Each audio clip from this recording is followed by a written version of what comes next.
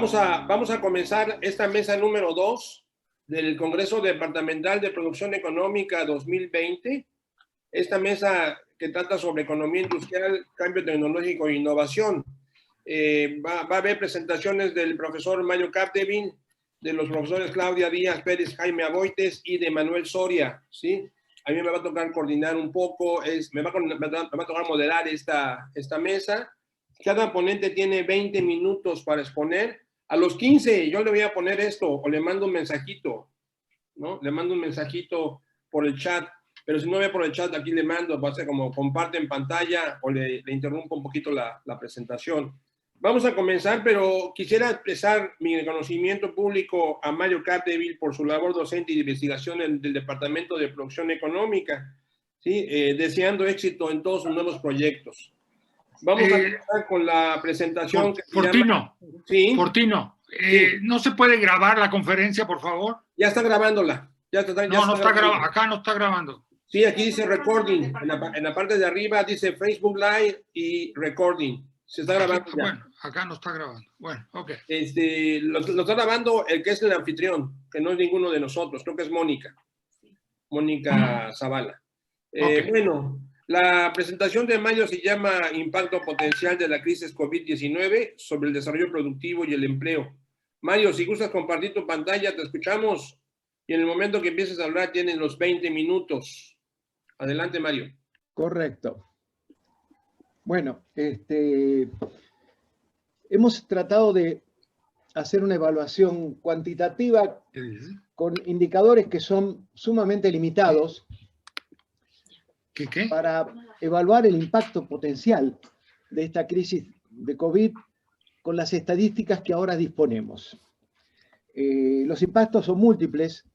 Nosotros enfatizamos más la parte productiva y la parte de empleo, en las que lo primero que podemos ver es que después de un largo periodo de lento crecimiento de la economía, que viene desde la década perdida de los años 80, lo que enfrentamos es una profunda crisis, tal vez la más importante de la historia, con una extraordinaria caída del Producto Interno Bruto de más de 10 puntos, pero que esto tiene un impacto mayor en el Producto Per Cápita y en el producto en relación a la población económicamente activa, donde se verifica un segundo fenómeno. Hay gente que deja de integrar la población económicamente activa por el propio contexto de la pandemia, lo que explica incluso un impacto menor que en el producto per cápita.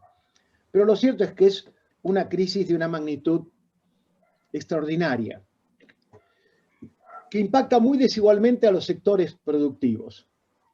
Nosotros hemos analizado lo que ocurrió en los últimos 30 y tantos años en México, y lo que estamos viendo en estos 2 primeros años del periodo de López Obrador es realmente una caída no solo importante en términos absolutos sobre el total de la producción, sino en términos relativos en algunas actividades, lo que cambia la estructura de composición del producto y del empleo. Especialmente relevante en lo que es la construcción, las manufacturas, el comercio y, por supuesto, lo que es servicios culturales, deportivos, turismo, alojamiento y preparación, donde las caídas son realmente, y tal vez las estadísticas estén subestimando, en algunos casos próximas al 50%. Es una caída realmente muy significativa. ¿Cómo hicimos estos cálculos? Bueno, para el año 2019 tenemos datos del Producto Interno Bruto y podemos evaluarlo a nivel de los distintos sectores que componen la producción. Para el año 2020 tenemos datos apropiadamente desagregados para el primer y segundo trimestre, especialmente el segundo trimestre, en el cual la caída es muy significativa porque es el centro de la pandemia. Veamos que hay ramas como 71, 72, que es esparcimiento cultural, turismo, alojamiento temporal, etcétera, que están arriba del 70% en términos de de caída del producto cuanto tal. Quisimos incorporar de todas formas los resultados muy preliminares y no agregados con el mismo nivel de desagregación, sino a nivel de sectores productivos, primario, secundario y terciario, por el hecho de que ya para el tercer trimestre se verifica un crecimiento relevante, que compensa parcialmente las caídas. Desgraciadamente, como no lo tenemos desagregado apropiadamente, solo lo podemos evaluar en estos niveles sectoriales. Un elemento que también debe ser significativo es cómo la parte de impuestos cae mucho más que el propio Producto Interno Bruto y cómo es muy desigual esta caída del producto en la economía, en las distintas actividades y la recuperación. Vemos, por ejemplo, cómo el sector secundario se recupera rápidamente, de forma acelerada, después de una caída significativa, que no logra compensar totalmente la caída, pero que un crecimiento del 22% anualizado es significativo. El sector servicios tiene un crecimiento más bajo, mientras que la agricultura realmente está creciendo incluso a valores positivos para todo el periodo considerado. Solo comparable con el caso del sector financiero y los servicios inmobiliarios. Para el caso de las de la población ocupada, no tenemos información apropiada para el segundo y tercer trimestre, desgraciadamente. Sin embargo, una cosa es clara, la caída de la población ocupada ha sido menor que la caída en el producto, lo cual también arroja un problema en el sentido de cómo será la recuperación de las mismas. Y tenemos solo información parcial para dos sectores que me pareció pertinente incluirlo a pesar de lo incompleto de la información, como el caso de la industria manufacturera, donde después de una caída de 2.2% en el segundo trimestre, hay un crecimiento de 0.9%, con lo cual la pérdida total no es tan significativa. Y un tema que vamos a ver que es muy relevante es el hecho del impacto sobre la industria maquiladora, otra fuente de información, donde sí tenemos datos de los primeros 3 trimestres, donde la caída es mucho más pronunciada, 14%, pero la recuperación también es significativa en el tercer trimestre. Bueno, tema de la productividad laboral. Obviamente la productividad ha caído, no tuvo sentido estimarla en este caso porque las caídas son más que significativas. Simplemente señalar que tanto a nivel de la productividad como de las remuneraciones, la clave para el crecimiento está por las variaciones al interior de cada rama. Este método de Shift and Share, que es cambio y participación, permite ver en qué medida es virtuoso la recomposición, la reasignación de la producción entre sectores y la contribución es muy baja al crecimiento de la productividad. Básicamente los aumentos de productividad y los aumentos de salarios corresponden a las variaciones al interior de las actividades. Por eso que es tan importante el impacto por actividad. En este cuadro tratamos de resumir algunos de los elementos que nos parecen importantes considerar. Primero, no solo evaluar la importancia de la variación en el crecimiento del valor agregado y del empleo para el año 2020, sino la importancia por su contribución al valor agregado y el empleo. Y aquí es muy relevante, porque a pesar que las caídas más pronunciadas se dan en el sector de servicios, especialmente servicios de esparcimiento, turismo, transporte, alojamiento, etc., el impacto fundamental en el empleo y en el valor agregado se está dando por el sector secundario y al interior de este por la construcción, las manufacturas, el comercio y transporte y almacenamiento. Estos 4 sectores que tienen una pronunciada caída, como vemos, en el crecimiento del valor agregado, no tanto en magnitud en el empleo, pero sí en el crecimiento, expresan tanto en el valor agregado como en el empleo más del 50% del producto total. Ahora bien, un segundo elemento que podemos ver, aquí utilizamos el método de Frey-Osborne para estimar el potencial cambio tecnológico que sustituya por automatización empleos, y lo que es significativo que aquellos sectores en donde más cayó el crecimiento del valor agregado, que tienen una amplia relevancia, como la construcción, como las industrias manufactureras, como el comercio, tienen un muy alto potencial de automatización. Aquí el potencial de automatización es qué porcentaje es alto, medio y bajo, con los criterios que estableció Frey-Osborne y que se aplicaron para México por estudios del Banco de México.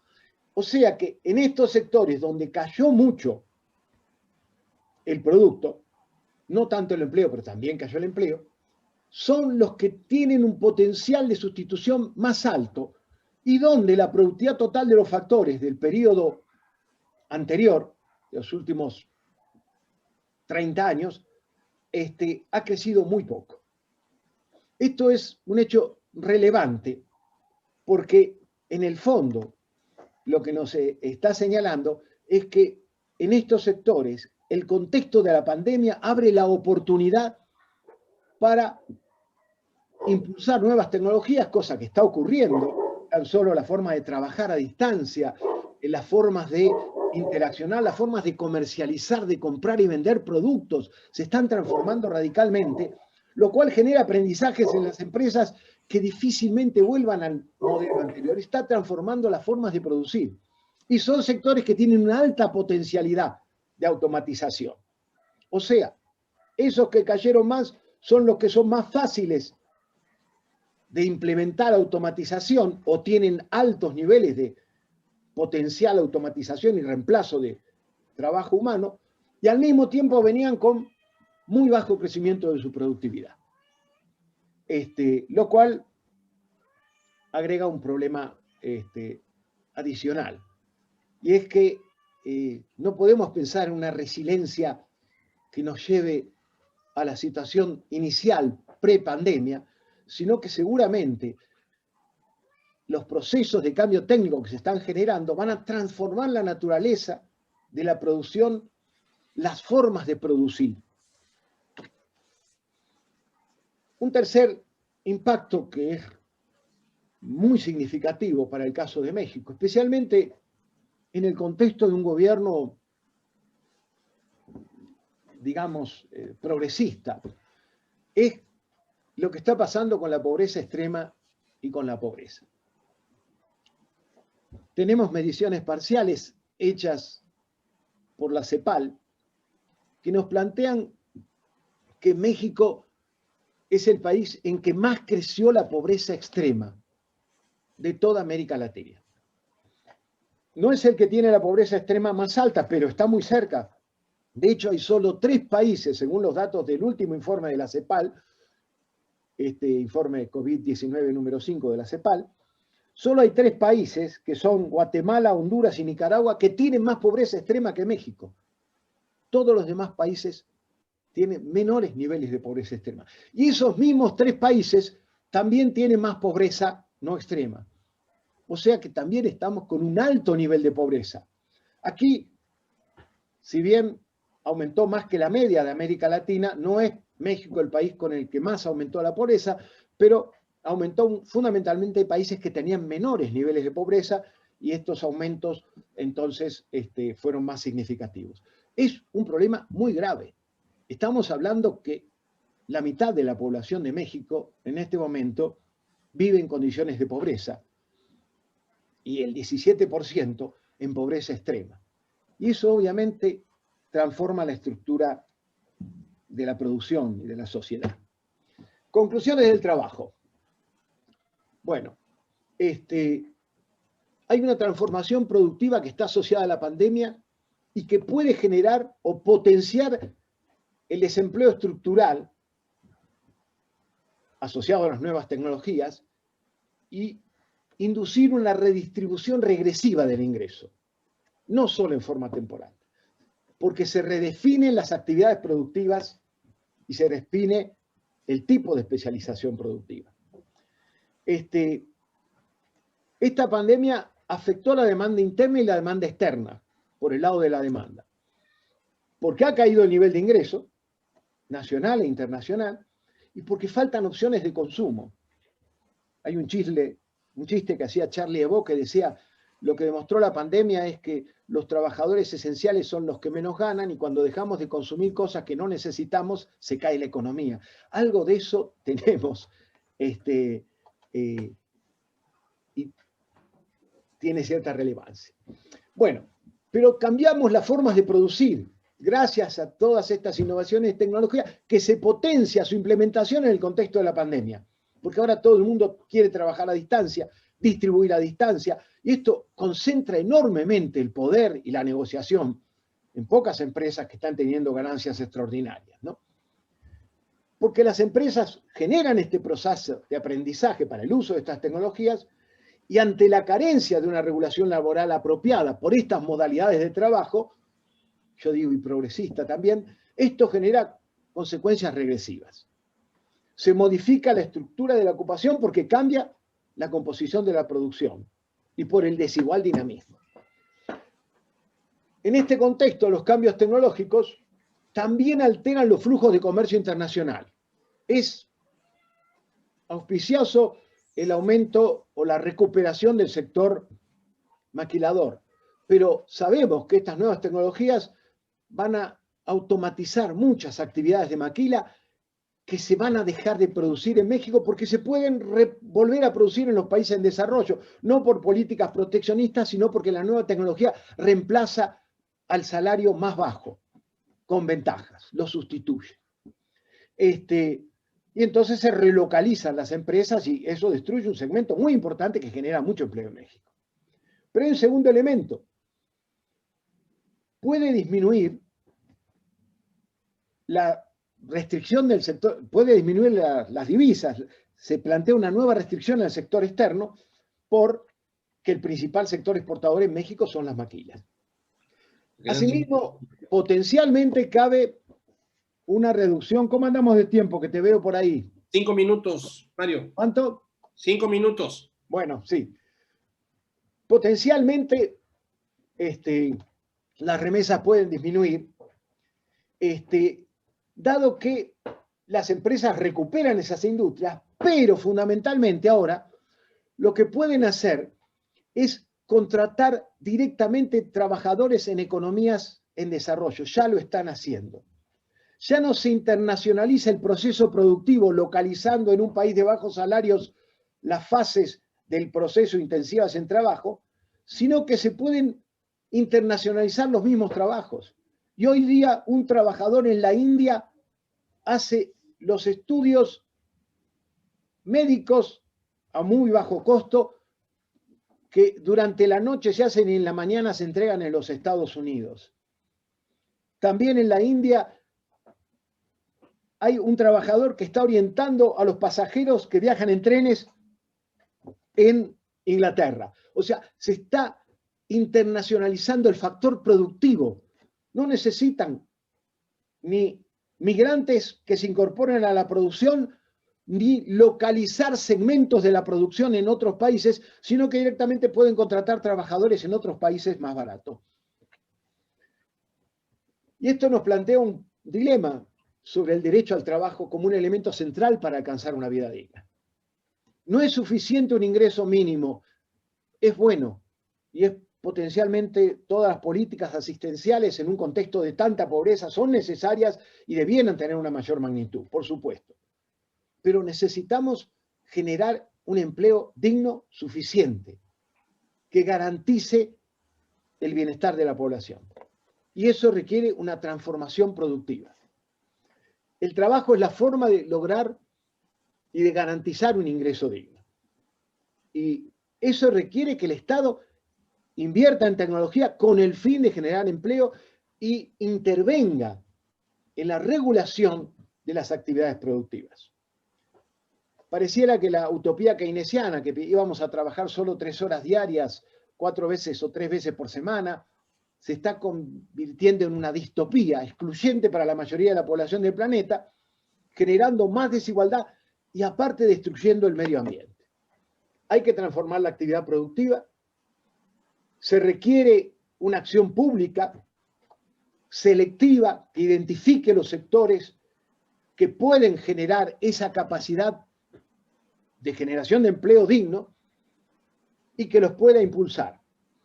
Y también hay que condicionar el cambio tecnológico y orientarlo para que no sea un sustituto, sino un complemento del trabajo y que genere bienestar y que sea sustentable ambientalmente. La sostenibilidad no se puede alcanzar solo mediante mecanismos de mercado. Esto ha demostrado una gran incapacidad. Especialmente no puede resolver los problemas de salud pública, como ahora, de cambio climático, contaminación. Pero el problema es que tenemos un Estado con muchas limitaciones, un Estado democrático con muchas limitaciones en cuanto a su capacidad de actuación.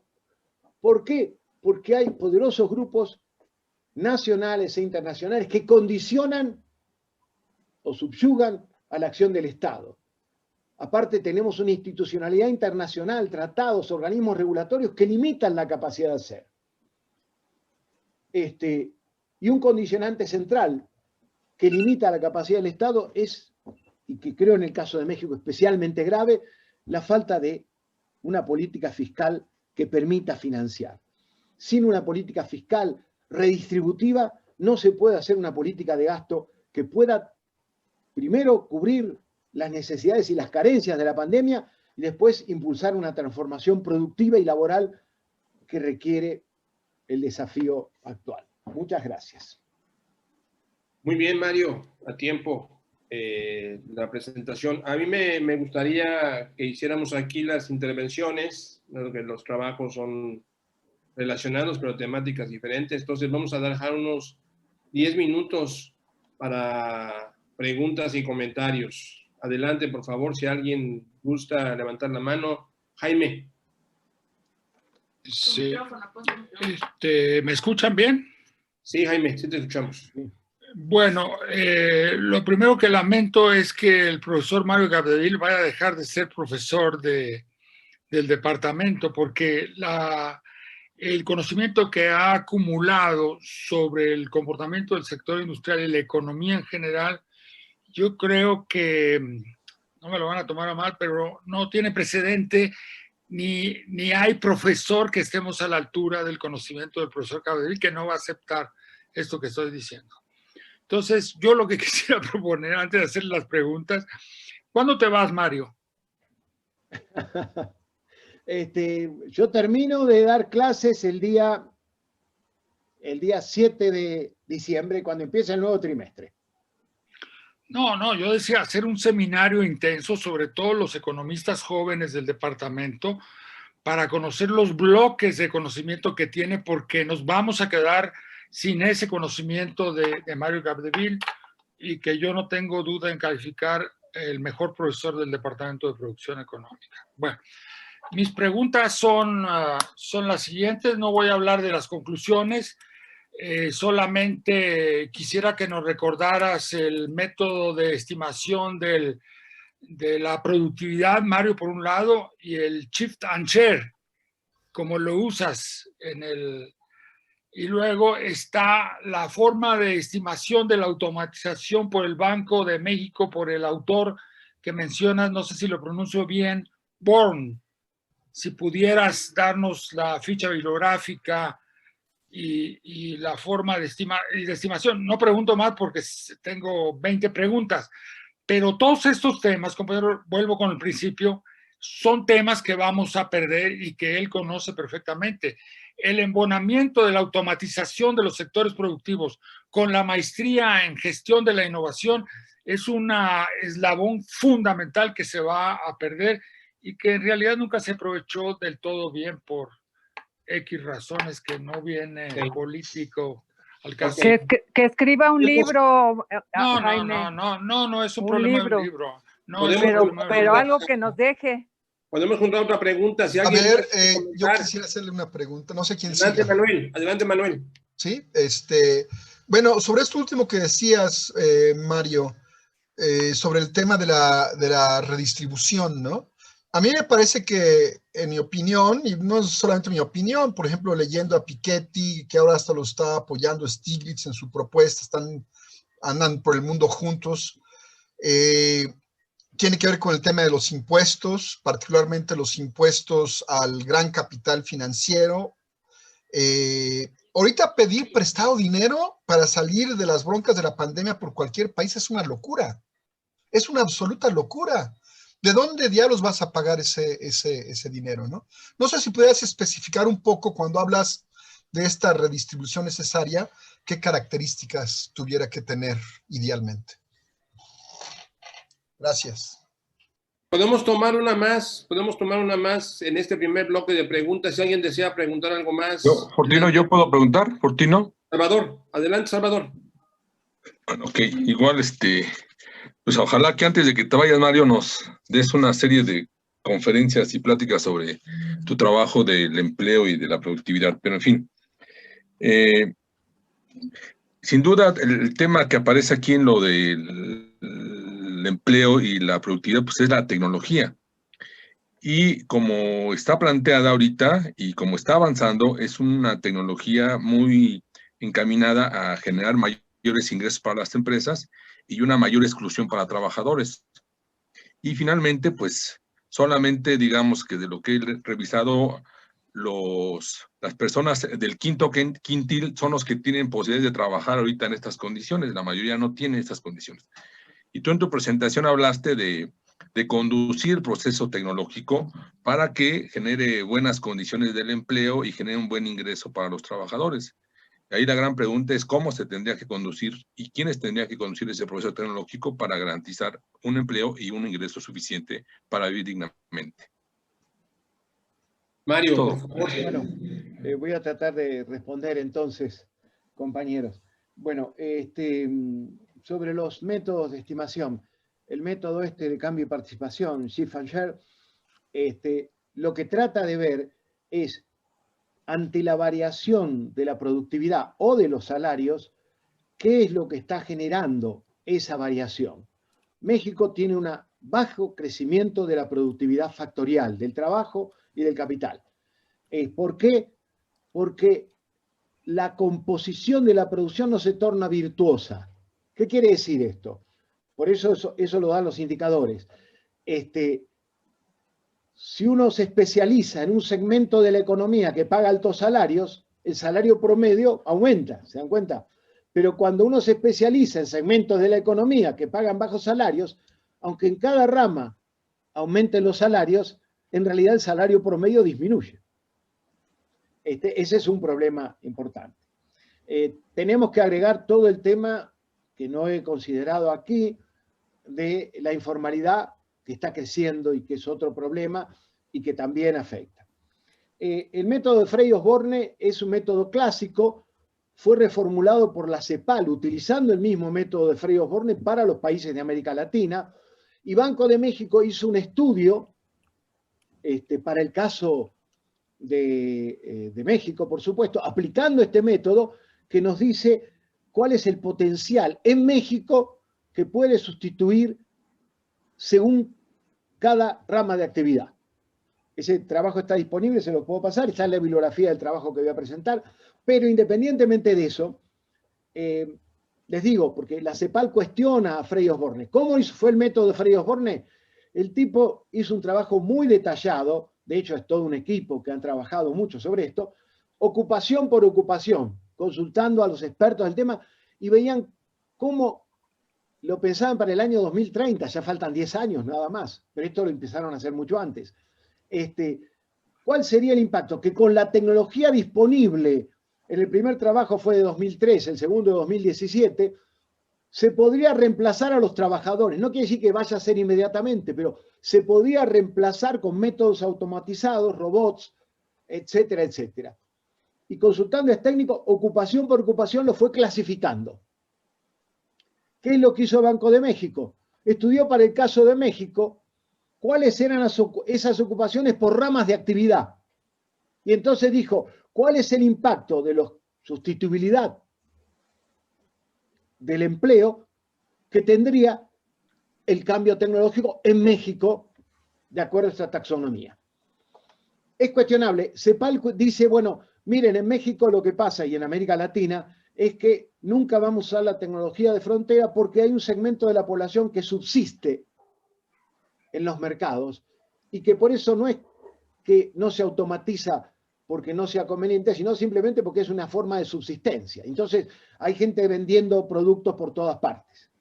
Y esto es interesante, les puedo pasar después, los tengo los documentos, son de libre conocimiento, se pueden ver, digamos, fácilmente. No, así. Segunda pregunta. El tema de los impuestos es clave. Yo creo que para el caso de México es clave. México tiene una capacidad de recaudación fiscal muy baja respecto a América Latina, respecto al mundo. Y obviamente no puedes hacer política si no tenés un Estado que tenga capacidad recaudatoria. ¿Cómo va a impulsar programas? ¿Cómo va a hacer asistencialismo? Nuestros programas de asistencia no llegan ni a una ínfima parte de lo que hizo Donald Trump en Estados Unidos, viste, que gastó a lo bestia, y realmente son de muy bajo nivel. No es que están bien, por supuesto, el programa para los adultos mayores, para los jóvenes, pero indudablemente eso es muy limitado porque tenemos un Estado que está en una crisis fiscal. ¿Cómo mejorar esto? Hay que cambiar la política fiscal, cosa que no es suficiente. Claro que es bueno siempre la austeridad republicana, es bueno que no haya corrupción, eso es necesario, pero si no recaudamos como un país más desarrollado, y ni siquiera como un país desarrollado, como un país como Brasil, como Argentina, etcétera, que casi recaudan el doble, ¿no? Obviamente que no es posible utilizarlo. ¿De qué porcentaje estás hablando? ¿Cómo? ¿De qué porcentaje estás hablando cuando refieres Brasil? 30%, arriba del 30%. Gracias. Brasil, con Bolsonaro y todo. Y eso que eliminó impuestos y todo eso. Incluso Estados Unidos con Donald Trump, a pesar que le bajó el impuesto a los ricos, las tasas fiscales y la recaudación fiscal es mucho más alta. Y obviamente tiene que haber una reforma fiscal que sea progresiva. Y eso es el problema. ¿Por qué? Porque necesitamos un Estado que tenga capacidad regulatoria y capacidad de transformación productiva. Y eso no se logra de la noche a la mañana, pero se requiere, obviamente, un Estado que tenga recursos y que los gaste. Y lo que estamos viendo es que, y no es un fenómeno de México, es un fenómeno general, el Estado empieza a ser cooptado y condicionado, eso es lo que digo, por múltiples determinantes que hacen que se transforme la distribución en un fenómeno regresivo y que hacen que el impacto del cambio tecnológico se torne más regresivo. Hay muchos autores que han trabajado este tema que plantean la necesidad de que el Estado oriente el cambio tecnológico, lo induzca, y que esto permitiría, obviamente, una mejora distributiva y una mejora en el nivel de empleo. Es cierto que es un problema complejo, estamos después de 40 años de lento crecimiento en una crisis profunda, mayor que la del 30, para el caso de México claramente, mayor que la del 30, la otra no nos había pegado tanto, que nos pega en sectores cruciales como el comercio internacional, etcétera, pero en estos momentos es tal vez cuando los estados muchas veces pueden afrontar el desafío de una transformación profunda. Y yo creo que sí, en el caso de México se requiere una reforma fiscal.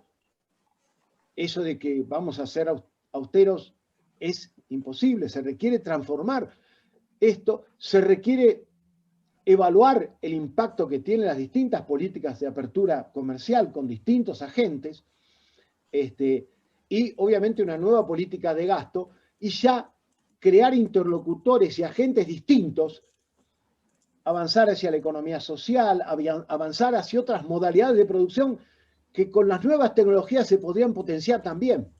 Y lo que estamos viendo es que las nuevas tecnologías potencian la concentración de la producción, la concentración de la comercialización, y eso va en detrimento del bienestar.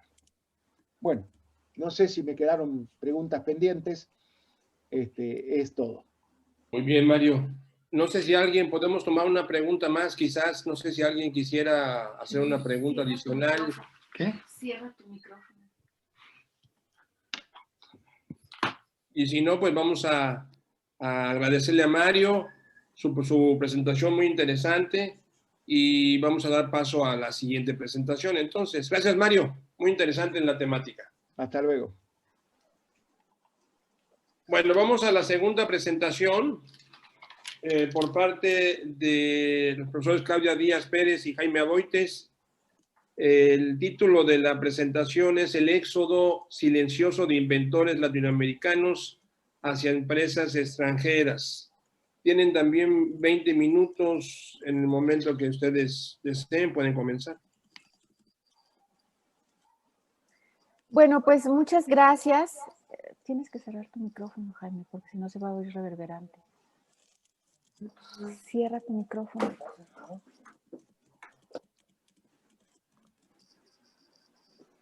Bueno, buenas tardes. Vamos a empezar con esta presentación. Este es el contenido de la ponencia. Vamos a abordar más intensamente algunas partes que otras. Y bueno, pues en primer lugar quisiera un poco abordar el contexto. Este estudio empieza en el 2016, alrededor del 2016, con el proyecto Movilidad de Inventores Latinoamericanos en el contexto de la globalización, cuando estudios previos nos permiten ver que sí hay una fuerte movilidad y que esta movilidad de países como México sigue ocurriendo y que además las patentes son un buen mecanismo, un buen medio de información para rastrear esta movilidad, ¿no? Y que además este fenómeno se ha intensificado precisamente con la apertura comercial. En este contexto, el objetivo que tenemos en este trabajo que presentamos hoy, pues es explorar la participación de inventores latinoamericanos en las patentes otorgadas en la Oficina de Patentes de Estados Unidos y nos centramos básicamente en las empresas propietarias. ¿Por qué en las empresas propietarias? Bueno, los assignees o propietarios del conocimiento nos muestran precisamente la apropiación de conocimiento, la movilidad de conocimiento y de inventores que se ha intensificado a partir de la apertura comercial. Y bueno, pues ya tenemos datos finalmente para los diferentes países latinoamericanos, aquellos que tienen una participación más relevante como Brasil, México, Argentina, Venezuela, Chile, Colombia.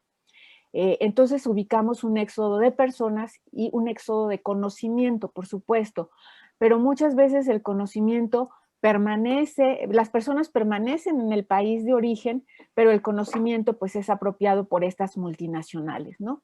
Bueno, en esta lámina brevemente recuerdo un poco la metodología que hemos usado. Hemos terminado la fase 1 de construcción de bases de datos que nos llevó mucho tiempo, limpiar los datos, evitar las duplicaciones, etcétera. Y ahorita estamos transitando hacia la tercera fase, ya tenemos la documentación de inventores que se hizo a partir de Internet y tenemos, digamos, más evidencia en términos de la movilidad que se da. Tenemos, por ejemplo, que la base de datos tiene más de 13,000 patentes, como ven ustedes aquí, y tenemos una participación de 21,000 inventores latinoamericanos en patentes registradas en la Oficina de Patentes de Estados Unidos. Algunas cifras y patrones que quisiéramos destacar de lo que hemos encontrado. Este cuadro que ustedes ven aquí es de las oficinas de cada uno de los países para 2018. Si ustedes se fijan en la columna de en medio dice patentes otorgadas. México está en el lugar número 14. En primer lugar está China y después Estados Unidos y Japón. Bueno, la Oficina de Patentes de México tiene mucho trabajo. Otorga en este año 8,921 patentes. Sin embargo, casi el 95% de ellas pertenecen a propietarios extranjeros. Vemos que en otros países, pues esta proporción está más equilibrada entre residentes y extranjeros, pero México se destaca precisamente porque las patentes que se otorgan en México son propiedad de extranjeros, ¿no? Entonces, esta es una parte del fenómeno. Aquí lo vemos a partir de 1970 y hasta el 2019, cómo pues ha habido un crecimiento importante precisamente a partir de la apertura comercial, mientras que las patentes registradas por nacionales pues se mantiene prácticamente igual, ¿no? Entonces, la pregunta que nosotros tenemos es ¿qué fenómeno existe detrás de estos datos que estamos observando? En esta otra gráfica vemos que también, efectivamente, la participación de extranjeros pues se ha incrementado con la apertura comercial. Es otra visión de la gráfica que presentábamos hace un momento. Y bueno, pues queremos saber si este fenómeno se replica precisamente para toda América Latina. Cuando vemos a los países en su conjunto, vemos que a partir de los 90 precisamente hay un incremento importante en todos los países, en el Caribe, Brasil, Centroamérica, Colombia, etcétera, ¿no? Y es un fenómeno que creemos vale la pena estudiar porque muestra o es otra cara precisamente de las inequidades. En este cuadro que tenemos, planteamos o se evidencian las patentes otorgadas antes y después de la apertura comercial. Entonces, el crecimiento que vemos es enorme. Por ejemplo, Brasil pasa de 754 a 5.087. México de 957 a 3.548. O sea, sí hay una producción enorme que creció 3, 4 y hasta 5 veces en este periodo, ¿no? Pero centrándonos en quiénes son los dueños de ese conocimiento, vemos que también el patrón de patentamiento en términos de los propietarios pues ha variado. En este cuadro, por ejemplo, vemos cómo las empresas, aquí solamente nos estamos refiriendo a empresas que son dueñas de patentes en donde participan inventores de Brasil, de México, de Argentina, de Colombia y de Chile en la oficina de Estados Unidos. Y vemos pues que de Brasil pasa del 65 al 78%, México del 44 al 72%, Argentina del 28% al 58%. Y bueno, pues este es un fenómeno en donde cuando nos acercamos todavía más, pues vemos que sí, efectivamente están muchas empresas multinacionales y que estos inventores muchas veces laboran en el país de origen y las multinacionales se convierten en la puerta de salida de pues, personal altamente calificado, ¿no? Esta es otra visión de estos mismos datos. Aquí lo vemos para el caso de Brasil, México y Argentina. El rojo pues estima el número de patentes que se tienen después de la apertura comercial. Efectivamente, pues hay un crecimiento enorme como podemos ver, ¿no? ¿Dónde están? ¿Por qué están ahí? ¿Qué fenómeno está reflejando esto? Estas gráficas son de cada uno de los 3 principales países, ¿no?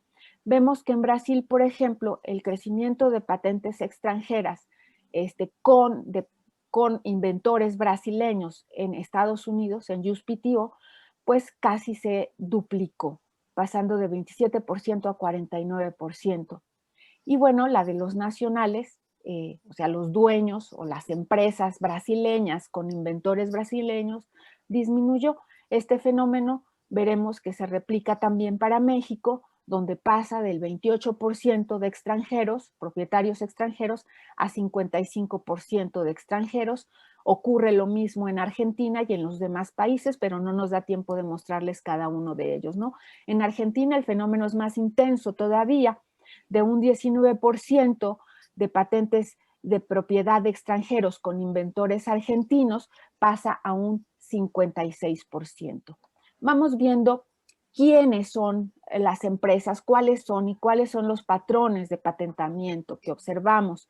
En este cuadro vemos a Brasil, quiénes son los propietarios. En la primera etapa del 76 al 94, bueno, pues hay 7 empresas u organizaciones brasileñas que patentan en USPTO y 3 alemanas con inventores brasileños. En el segundo periodo del 95 al 2016 tenemos 6 empresas de Estados Unidos, 3 de Brasil y una alemana. Esto es importante porque, bueno, pues porque muestra la presencia de empresas multinacionales y cómo van precisamente integrándose inventores de Brasil, de México, de Argentina a estas empresas. Estos cuadros solamente presentan a los inventores prolíficos, pero los tenemos también para todos los inventores. Entonces, bueno, pues los datos nos resultan en ese sentido escandalosos. Si vamos al caso de México, por ejemplo, en el primer periodo, antes de la apertura comercial, había 6 organizaciones mexicanas que patentaban y que tenían inventores prolíficos con una producción altísima y 4 americanas. En el segundo periodo tenemos 9 de Estados Unidos y una mexicana. La única que sobrevive es el Instituto Mexicano del Petróleo por las capacidades que había generado pues desde las décadas anteriores. En el caso de Argentina es todavía más dramático. En el primer periodo tenemos 7 empresas argentinas que patentan en USPTO con inventores argentinos y 2 empresas americanas. Y en el segundo periodo, con la apertura comercial, tenemos que los principales patentadores que integran inventores argentinos en USPTO, pues son americanos. Y obviamente Monsanto, a propósito de la conferencia que daba Toledo, pues es una de las principales compañías que se está apropiando, digamos, del conocimiento generado por estos inventores prolíficos que tienen por lo menos 10 patentes, de 10 patentes para arriba, ¿no? ¿Qué nos dice todo esto? Bueno, pues hay diferentes vertientes analíticas que nos gustaría recuperar. La literatura sobre derramas de conocimiento y multinacionales, por ejemplo, que han trabajado Carrillo, Basaba y Carrillo, etcétera, que, bueno, pues se centran precisamente en el papel que tienen estas multinacionales en los países. Los trabajos que ha realizado Kurt Unger de organización industrial y cómo ha afectado la apertura comercial para precisamente profundizar las fallas de mercado, por ejemplo. La literatura también sobre cadenas globales de valor y los circuitos internacionales de conocimiento, en donde estas empresas multinacionales se apropian no solamente de recursos naturales, por ejemplo, sino también de los inventores y del conocimiento de esos inventores. Y otra más sería la literatura sobre migraciones y desarrollo económico, pues que señala precisamente las dificultades que encuentran los países en desarrollo para establecer regulaciones apropiadas para evitar precisamente esta migración. A esto le llamamos el éxodo, sin embargo no sabemos si es completamente sin retorno, porque hay casos que hemos identificado donde sí hay un regreso, y en ese sentido pues tenemos una tipología que plantea, digamos, 3 tipos de movilidad. La movilidad virtuosa, que es la menor, donde estos inventores estudian en el extranjero, regresan a México y se incorporan a una empresa nacional. La trunca, que tiene 3 variantes, estudian en México, fíjense, estudian en México, se incorporan a multinacionales en México y después esta multinacional les abre la puerta para irse a multinacionales en el extranjero. Una segunda variante, estudian en el extranjero, regresan a México, se incorporan a una empresa multinacional y después se vuelven a ir al extranjero. La tercera, estudian en el extranjero y se quedan en el extranjero a trabajar en una multinacional. Un tercer tipo de movilidad, que sería trunca también, pero le llamamos movilidad virtual de conocimiento, es aquellos casos en donde estudian en México o en el extranjero, se incorporan a una empresa multinacional y firman contratos de exclusividad y confidencialidad que les hace muy difícil digamos, participar de estos flujos de conocimiento o de ramas de conocimiento a empresas mexicanas o brasileñas o argentinas del país de origen, ¿no? En ese sentido, bueno, pues presentamos esta tipología, la primera más cerca de lo que sería la circulación de talentos, la segunda más cercana a lo que sería la fuga de cerebros o brain drain, y la tercera, pues que sería la franca apropiación. Pero ¿por qué ocurre esto? Estas son algunas conjeturas iniciales que tenemos. ¿Cuáles son las causas del éxodo? Y aquí creo que pues hay coincidencias importantes con la ponencia anterior. Las clasificamos en dos niveles, el contexto institucional y organizaciones, esto es de las empresas y de las universidades. Menciono algunas de ellas nada más. En términos de los factores expulsores, tenemos las regulaciones gubernamentales que van desde la legislación sobre propiedad intelectual, la falta de una política industrial, la misma configuración industrial y fallas de mercado que hace muy difícil que empresas mexicanas, brasileñas, argentinas absorban a este personal altamente calificado, la falta de incentivos para investigación y desarrollo, y sabemos que ahorita pues hay una gran discusión para desaparecer, bueno, desaparecieron los fideicomisos y no se quiere apoyar a las empresas, por ejemplo, porque se ve como, bueno, pues también lo decía Toledo, ¿no? Como un problema mayor. La falta de coordinación y transversalidad en las políticas de gobierno, a nivel de las organizaciones, pues la burocracia y sobrereglamentación, empresas sin capacidad de absorción de personal altamente calificado, endebles condiciones para organizaciones sin capacidades que no les permiten estimar el valor de la tecnología, por ejemplo, ¿no?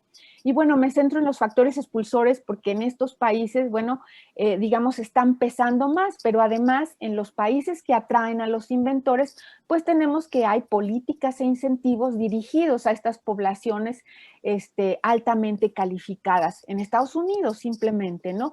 En estos países hay flujos financieros de información, oportunidades en el mercado de trabajo que no tenemos en México. Quisiera terminar rápidamente para darle la palabra también a mi colega con algunas notas finales que planteamos para una política pública que considere este enorme problema. Pues necesitamos 5 minutos, Claudia. 5 minutos, de acuerdo. Un diseño institucional de largo plazo, flexible y habilitador de condiciones e interacciones que permita la integración de mercado de trabajo con universidades, con regulaciones complementarias en términos de política industrial, de política de ciencia, tecnología, innovación y de otros sectores. Necesitamos impulsar el fortalecimiento de las capacidades de absorción de las empresas, establecer políticas de atracción de personal altamente calificado que vayan más allá de las becas tradicionales o de estos programas de retención o de cátedras, porque el problema está en el campo institucional. Tenemos dificultades enormes en la configuración industrial y en el mercado de trabajo. Otro de los elementos podría ser impulsar el desarrollo de redes con las diásporas que ya existen allá y además pues el financiamiento gubernamental. En ese sentido pues algunas reflexiones son que bueno, esta perspectiva de fuga de cerebros nos parece que tiene limitaciones analíticas y metodológicas. Estos estudios requieren realizarse en el largo plazo para realizar la exploración de trayectorias porque muestra cambios muy importantes a nivel interregional. Los estudios sobre innovación plantean derramas de conocimiento asociadas al establecimiento de las multinacionales. Sin embargo, esto ocurre, y bueno, pues Pietrovelli y otros lo han planteado también, siempre y cuando en el país donde se instalan estas multinacionales, bueno, pues la configuración industrial, las regulaciones, pues apoyen que existan estas derramas y no ocurre en nuestro país. Este es un fenómeno además que puede profundizarse con la crisis generada por el COVID. Y bueno, pues Jaime, si quisieras complementar, por favor. Yo no sé, Fortino, ¿cómo andamos de tiempo? 4 minutos, más o menos, un poquito menos, 3 minutos. No se oye, Fortino. No se 3 oye. minutos 40, 3 minutos 40. 4 minutos. 4 minutos. Bueno, este estudio tiene muchas aristas, muchos temas que no han sido abordados. Por ejemplo, aquí la perspectiva está desde el punto de vista de los inventores, pero puede haber un trabajo específico entre las políticas del CONACYT y los inventores, es decir, las políticas del CONACYT, cómo funcionan en términos de atracción y retención de talentos, pero no son talentos en general, sino son inventores probados en patentes JUSPTO. Un inventor que tiene una patente en JUSPTO es como tener un título en Harvard o en la Universidad de Cambridge para un inventor.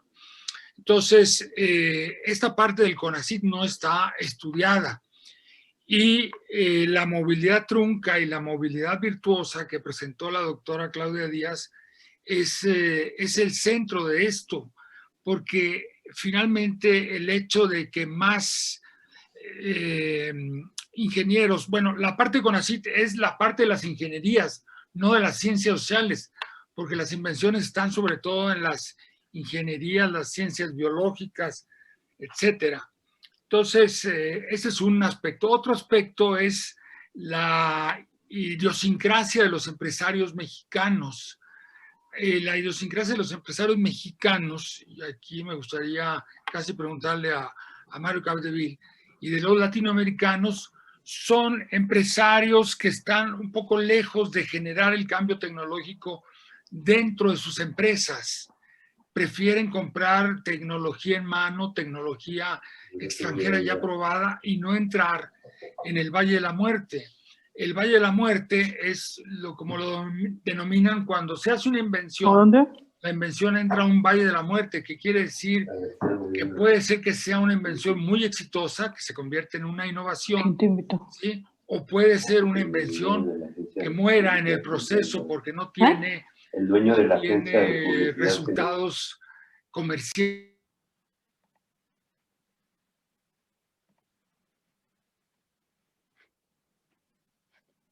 Compañera, silenció a todos.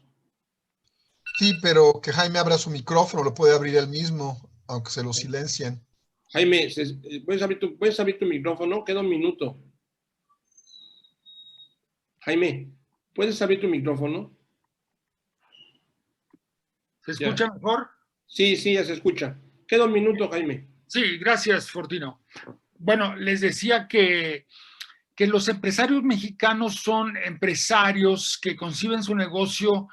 En general, hay casos excepcionales y podríamos ver algunos casos. Yo he estudiado algunos casos. Conciben su negocio en términos de tecnología pasivamente, es decir, se basan en tecnologías ya probadas, no en innovaciones que ellos generen internamente.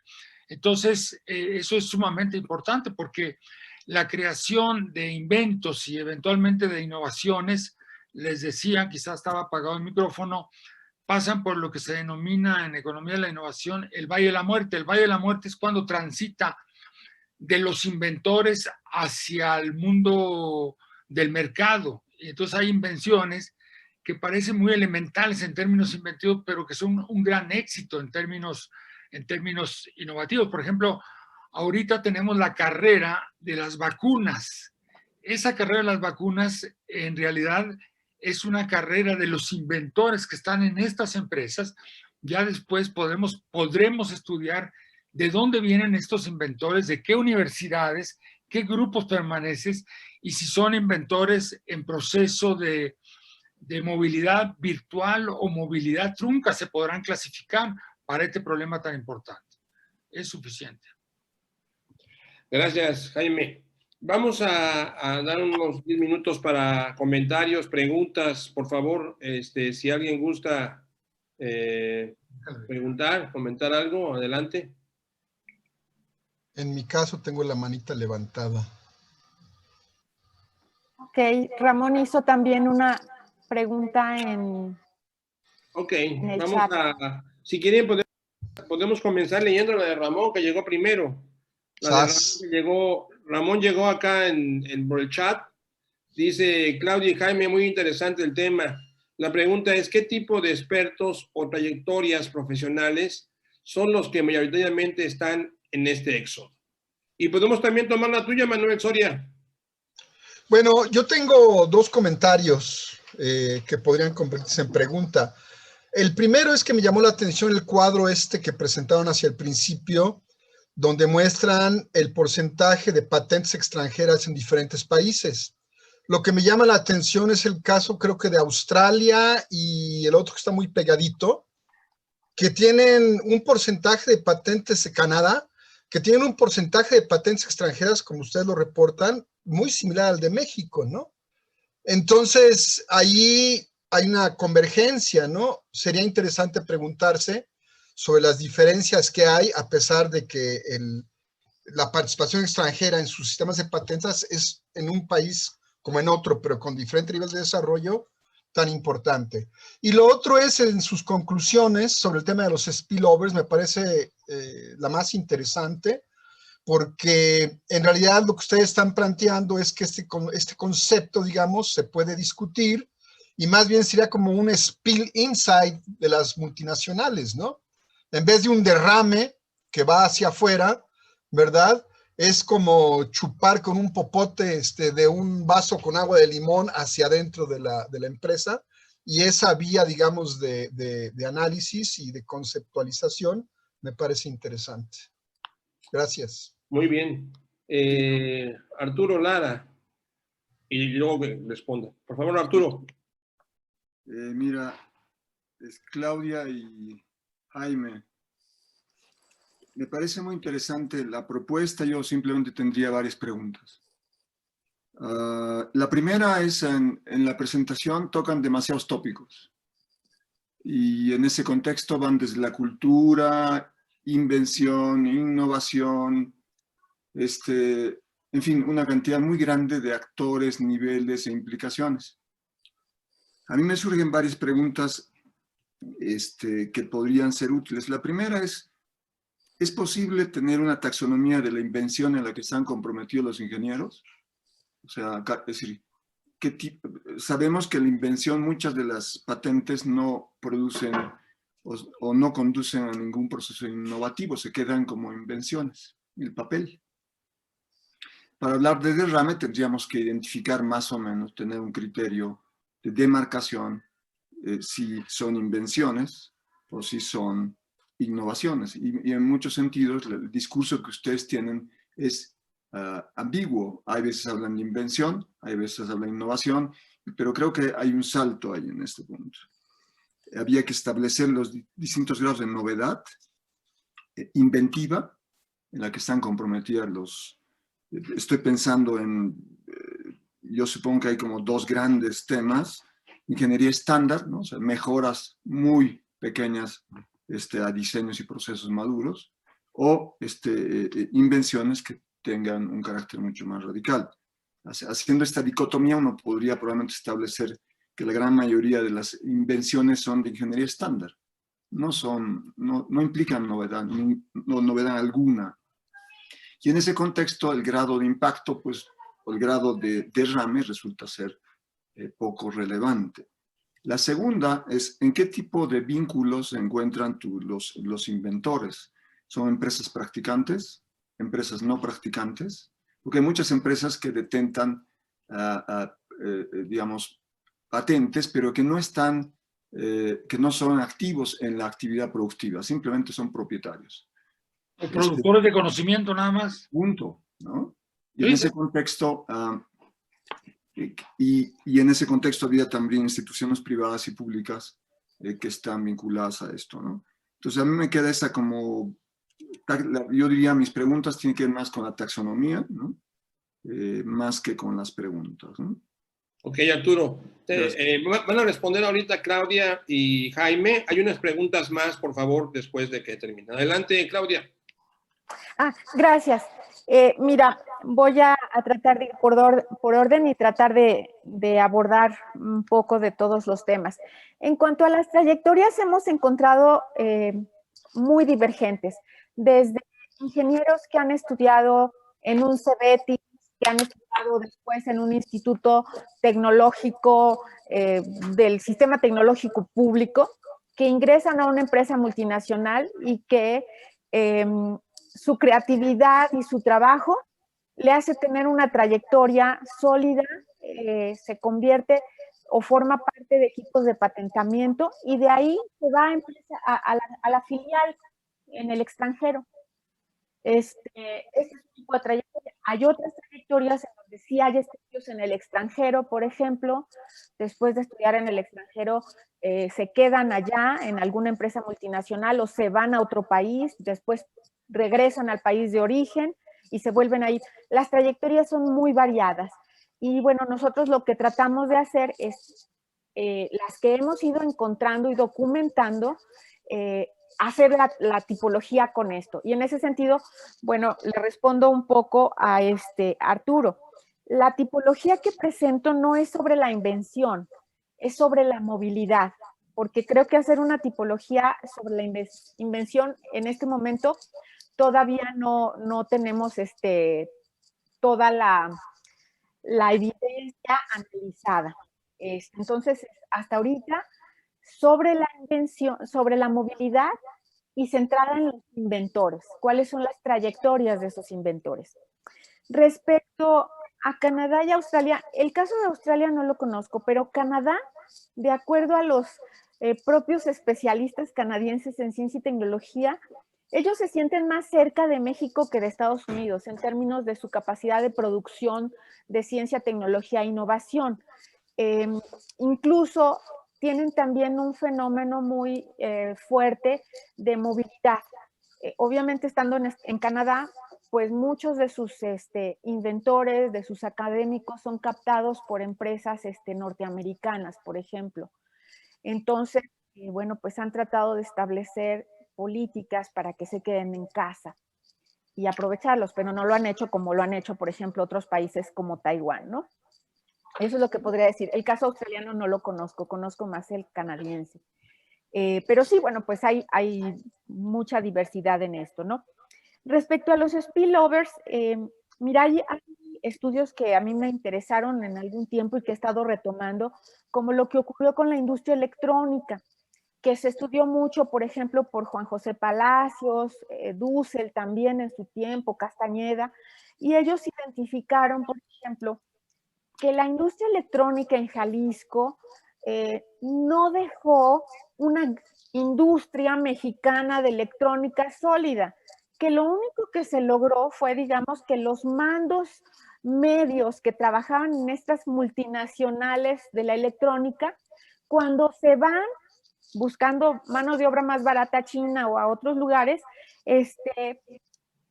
quedan, digamos, personas capacitadas en el ámbito empresarial, digamos, con experiencias en mercados internacionales y de alguna manera empiezan a generar o forman parte del origen de la industria de software en Jalisco, pero no hay spillovers en términos de ciencia y tecnología, de conocimiento tecnológico, porque las empresas tienen muchos candados para que este conocimiento salga.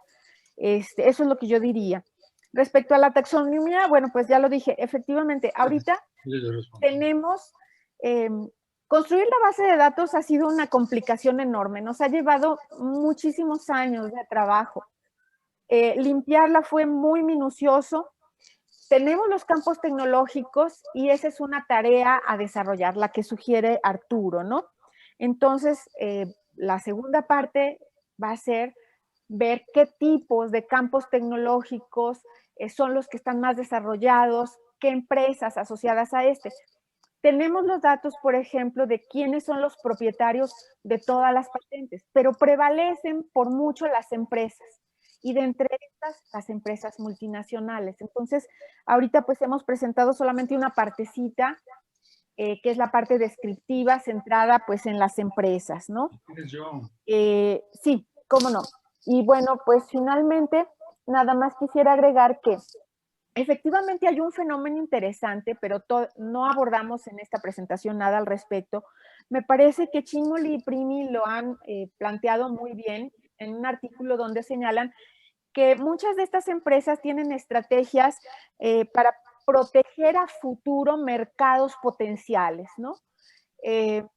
No tenemos ahorita toda la información para documentar esta parte. Estamos primero documentando las trayectorias de inventores y empezamos a documentar también qué tipo de empresas son, qué naturaleza tienen, qué papel tienen en el mercado, si son grandes, multinacionales, pequeñas, cuántos trabajadores, etcétera. Estamos precisamente en ese trabajo ahora, ¿no? Jaime, por favor. Sí, yo quisiera responder a una pregunta muy interesante de Arturo Lara. ¿Sí me escuchan bien? ¿Sí? Sí, te escuchamos. Sobre la taxonomía. Cuando se hace la taxonomía, Arturo Lara parece decir que la taxonomía se puede hacer por la contundencia del invento, si son inventos incrementales en términos de ingeniería o si son inventos radicales. Estas nociones de incremental y radical se ha usado generalmente para innovaciones, es decir, cuando se prueban en el mercado. Porque, por ejemplo, en el Instituto Mexicano del Petróleo, en Brasil y en Colombia, en Venezuela, cuando funcionaba la industria petrolera, había invenciones de catalizadores que en laboratorio y en planta piloto eran un verdadero éxito, pero en el momento en que se empezaban a comercializar no tenían resultados. Entonces tenías tú invenciones que desde el punto de vista de ingeniería eran exitosísimas, pero desde el punto de vista de innovación, de la venta en los mercados nacionales e internacionales, eran muy pobres. Entonces, no se le puede poner los conceptos de innovación a las invenciones para hacer esa taxonomía. Obviamente la taxonomía es muy importante. Claudia ya sugirió hacer una taxonomía por campos tecnológicos. Ahora, la única forma de saber hasta ahorita si los inventos que están codificados en las patentes son muy importantes, son poco importantes, es por el número de citas que reciben las patentes. Hay patentes que reciben 70,000 citas, ¿de acuerdo? Y que son sumamente importantes. Y hay patentes que reciben en 20 años 3 o 4 citas. Entonces, eso es un indicador de calidad. Entonces, eso abre otra dimensión para calificar esto. Y luego está las empresas productoras, generadoras de conocimiento, que no se involucran con la producción, es cierto. Y ahora, en las últimas 3 o 4 décadas, están las universidades que hacen patentes académicas que no se involucran con la producción, porque las universidades no hacen empresas. Lo que tienen las universidades son ingenieros y tienen laboratorios que producen inventos. Eso está documentado en nuestro libro Inventores Académicos para cada una de las unidades de la UAM y sobre todo Iztapalapa, que es la que más se vinculó con el sector productivo, con el corazón artificial de Sacristán Rock y la forma de separar los metales de Gerchen, una química muy importante de la UAM Iztapalapa. Entonces, esto de las empresas que no producen productos, sino que solamente producen conocimiento, ese es otro, digamos, capítulo, otra temática, que son universidades, que son empresas productoras de conocimiento. El Silicon Valley está lleno de empresas que no son productoras, que son exclusivamente productoras de conocimiento. Y no recuerdo ahorita el autor, pero hay autores que dicen que la globalización está basada fundamentalmente en la comercialización mundial, pero sobre todo en la búsqueda de las grandes empresas de la producción de conocimiento para vender el conocimiento o para usar el conocimiento en sus productos de su empresa. Cortino, sí. un minuto. Un minuto nada más, porque hay una pregunta más para cerrar, sí, ¿no? No, le iba a comentar a Jaime que la pregunta que le hacía sobre grado de novedad, si es posible hacerla. Pero con criterios hay una metodología desarrollada por Strumsky-Lobo que es la que estamos desarrollando y voy a presentar los resultados en la tarde, donde sí se puede hacer una taxonomía de 4 variedades de novedad inventiva. No de innovación, sino de variedad inventiva. ¿Okay? Entonces, sí. En ese sentido, mi presentación más tarde va a apuntar en esa línea. Muy bien. La pregunta en ese sentido es decir, creo que el puente que nosotros tenemos podría servirles después a ustedes para hacer una taxonomía, que es una taxonomía de Santa Fe Institute. Está bien. Muy bien, muchas gracias. Vamos a tomar la última pregunta de Mario Capdeville, por favor. Está cerrado el micrófono. Sí, rápido. Jaime, el problema de hay un tema importante que están viendo ustedes, es qué está pasando en México, que las empresas mexicanas no innovan, aunque los innovadores y esa taxonomía que hacen para estudiar la conducta de los innovadores es apropiada y es interesante. ¿No innovan o no inventan, Mario? ¿A qué te refieres? No, las empresas mexicanas no hacen innovaciones, Ok.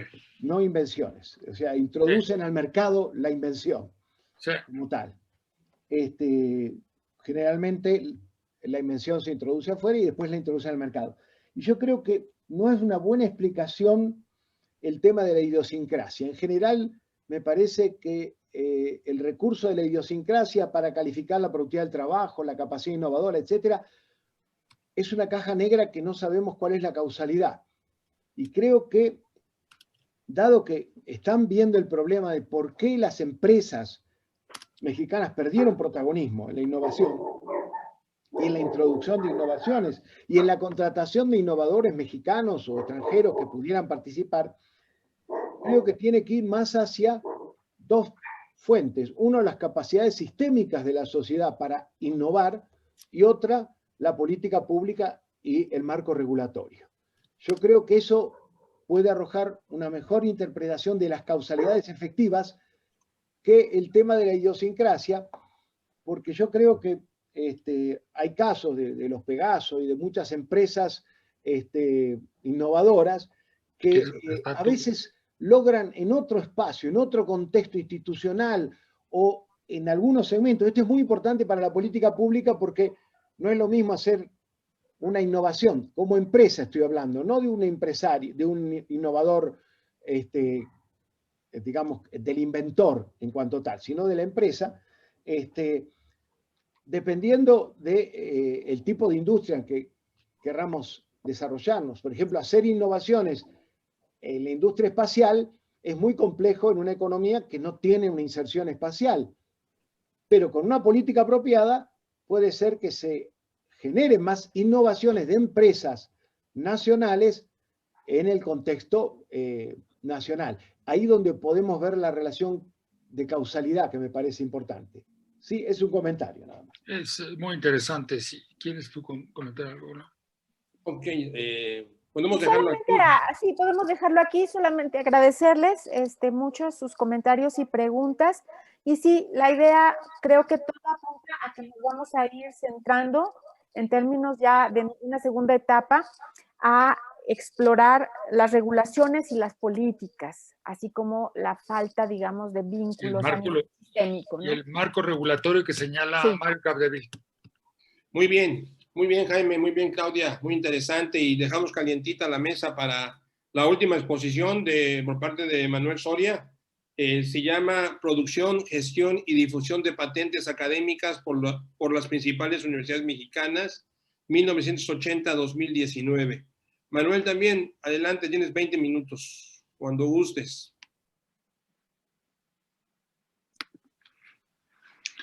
Pues que Manuel...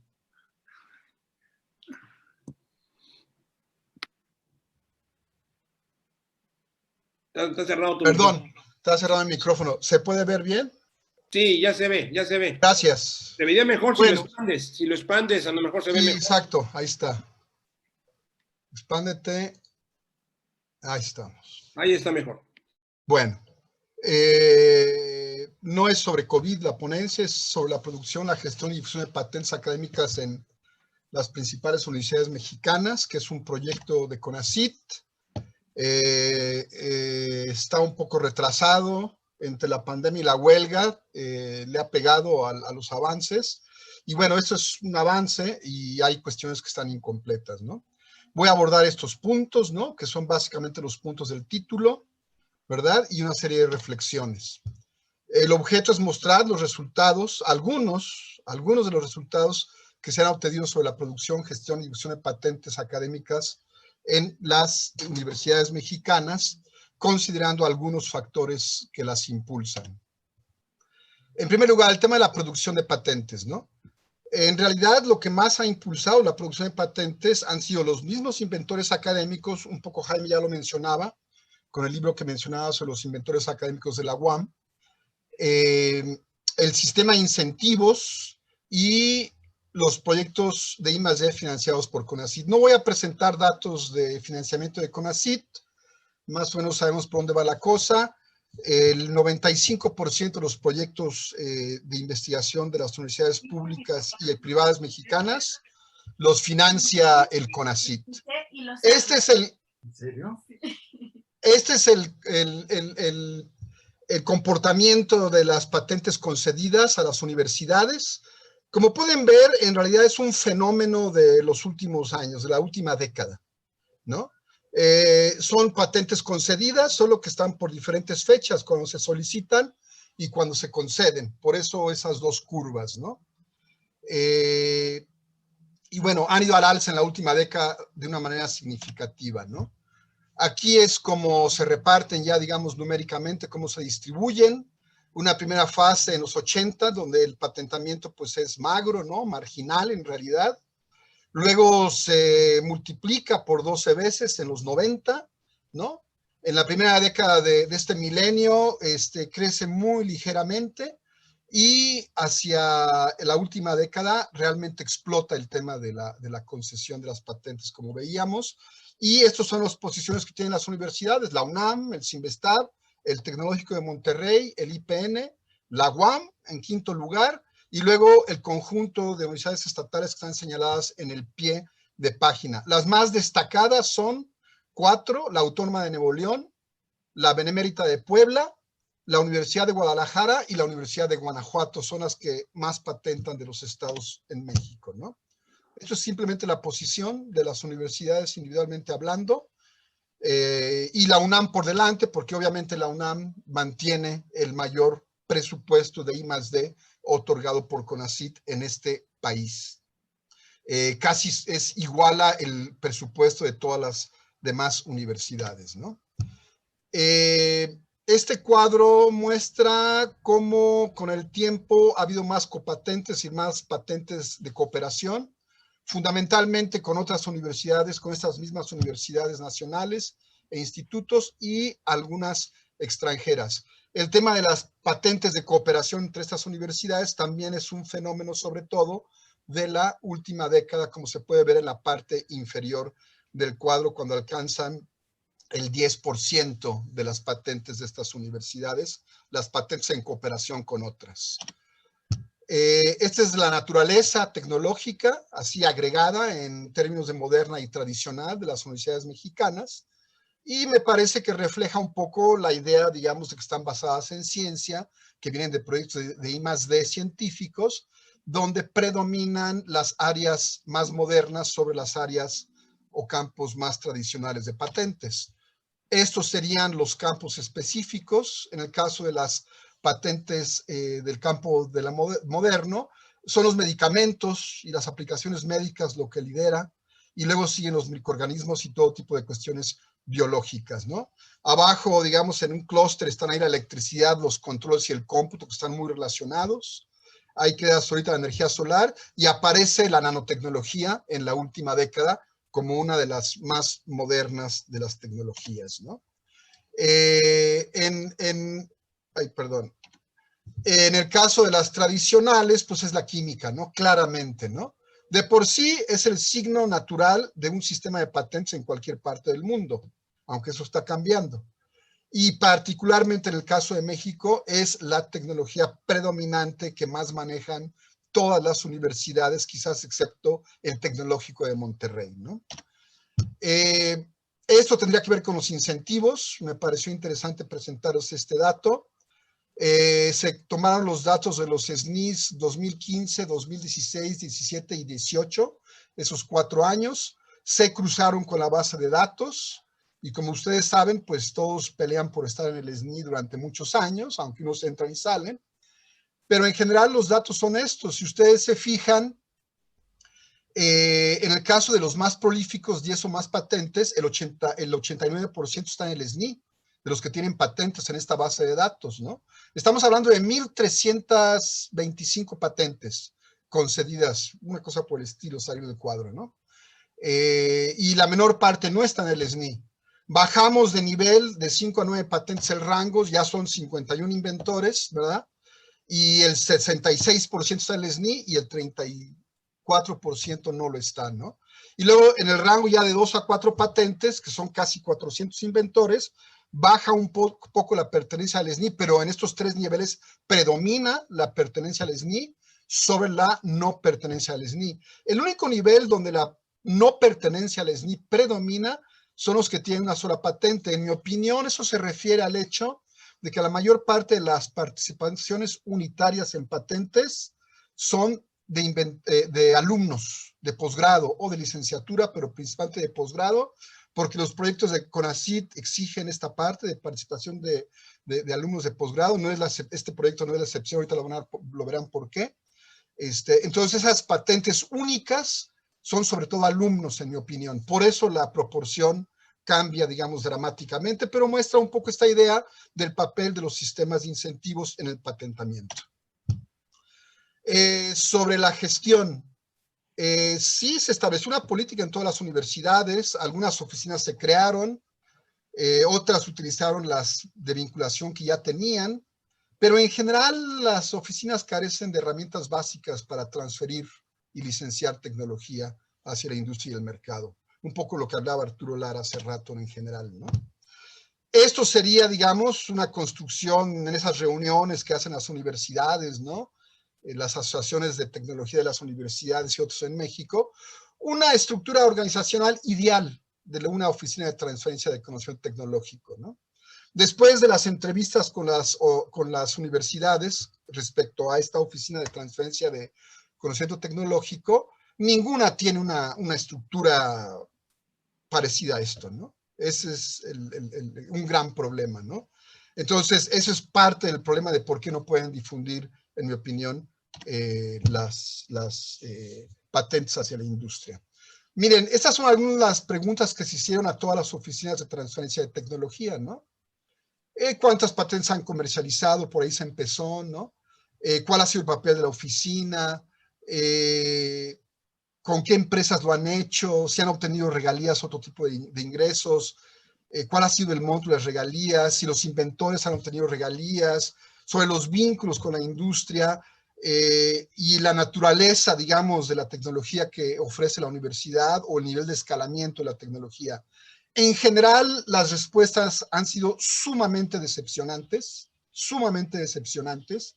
En general, todos los funcionarios, salvo los del IBT, que son muy abiertos porque ellos están clavadísimos en esa política y son los más fuertes de la UNAM, los demás funcionarios a la callada no contestaron, se hicieron pactos, se fueron por la tangente y simplemente no fue posible, en lo general, directamente en entrevistas levantar información sobre este tipo de consideraciones a las oficinas de gestión de las patentes, ¿no?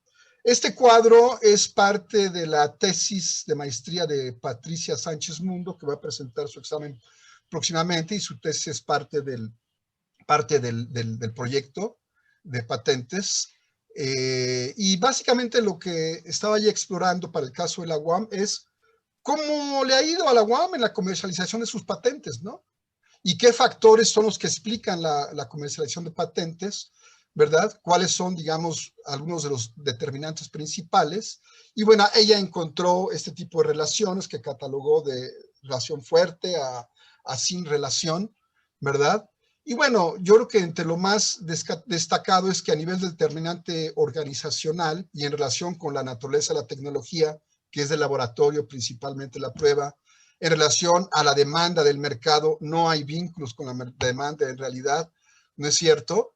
Y en relación con el tipo de tecnología que se ofrece, que es muy embrionaria, que requiere de un escalamiento tecnológico, pues realmente no hay relaciones y creo que es uno de los puntos fundamentales, ¿no?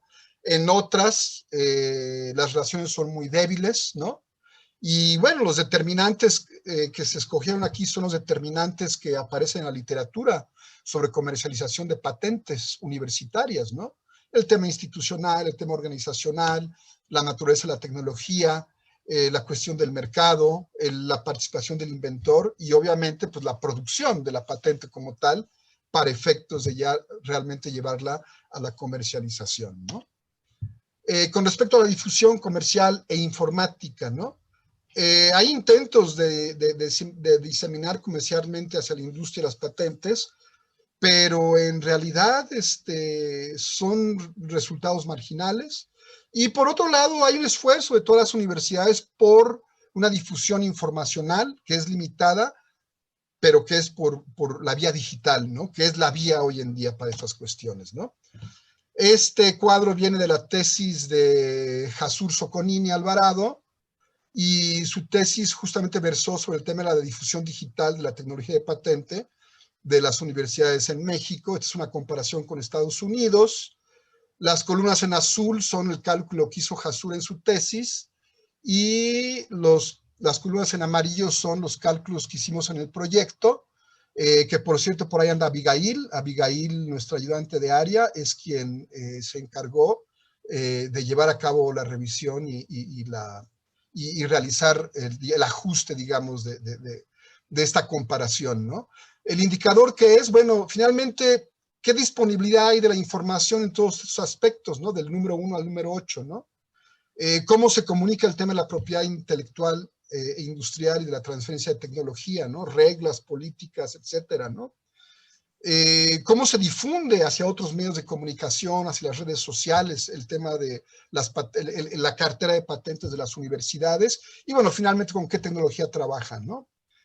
En resumen, tanto las universidades mexicanas como norteamericanas, como podrán ver en los dos tiempos que se comparan, 2016 o 2018, pues mejoraron un poco su capacidad para difundir digitalmente su acervo de patentes, ¿no? Ahora bien, el tema ya se pone más difícil cuando vamos a los inventos académicos patentados que se comercializan. Esto es lo que logramos encontrar buscando por todos lados, ¿verdad? Sobre algunos de los inventos académicos patentados que tenían potencial comercial y que vean el rango del tiempo, desde los 80 hasta el 2015. Y realmente son muy poquitos. Encontramos este puñado de 26 potenciales, ¿no es cierto? Y bueno, como podrán ver en la columna del propietario, pues hay unas son solamente de la universidad y otras se han hecho junto con empresas privadas, ¿no? E inclusive algunas, y son patentes académicas, son propiedad de los inventores académicos, que también se vale ese asunto, ¿no? Este cuadro y el que sigue vienen de la tesis de Humberto Jiménez Flores, que Claudia conoce bien, ella participó en el examen. Y bueno, vean, estas son las 6, digamos, ejemplos de comercialización, donde el maestrante logró entrevistar a los inventores de estas patentes, se entrevistó a los inventores y en algunos casos se logró entrevistar a la OTT, o a la Oficina de Conocimiento. Como verán, la mayoría no son embrionarias, solamente una. Normalmente las patentes en Estados Unidos son de carácter embrionario, las grandes patentes que luego se comercializan por parte de las grandes compañías que vienen de universidades. Embrionario significa que debe de escalarse industrialmente por parte de la empresa, que la universidad lo que entrega es una idea desarrollada, probada a nivel laboratorio, pero que requiere del escalamiento, pero que tiene un gran potencial comercial, ¿no? Más bien, estos ejemplos son de cosas que se pueden hacer muy directamente un producto en el mercado, los llamados off the shelf, ¿no? La mayoría obtuvieron regalías, no muchas, y algunas inclusive se comercializaron, pero no fueron exitosas y no obtuvieron regalías. Pero bueno, lo marginal de la información habla de la dificultad para conseguir estos datos. Estos datos provienen del INAI. A falta de datos por parte de las oficinas, lo que hice fue ir al INAI y preguntarles, y les mandé las 926 patentes que tenía ese momento a cada una de las 4 universidades públicas, el POLI, la UNAM, la UAM y el CINVESTAB, y esto me contestaron, ¿no? Esta fue la respuesta. Solamente reportaron de esas 926 patentes 12 casos en donde habían obtenido regalías, y ahí están los nombres. Inclusive en el caso de la UAM, ni siquiera los nombres me quisieron dar a través del INAI porque alegaron que era información confidencial, que insisto, es una parte un poco frustrante para conseguir información, ¿no? Estos son los datos de esa misma información obtenida del INAI, 9.500.000 pesos en un lapso de 76 al 2011, o de 98 a 2011, como lo quieran ver.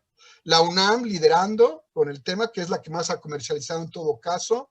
El caso del 2009, esos 2 millones de pesos y fracción, tiene que ver con las patentes de Alejandro Alagón, que él realmente peleó como profesor investigador de la UNAM, con la empresa Schering-Plough, sobre un anticoagulante para, a partir de la salida del murciélago. La empresa admitió que efectivamente había habido cooperación del inventor y la UNAM en ese asunto, y le cayeron 2 millones de pesitos a la UNAM. Pero son casos paradigmáticos muy aislados, ¿no?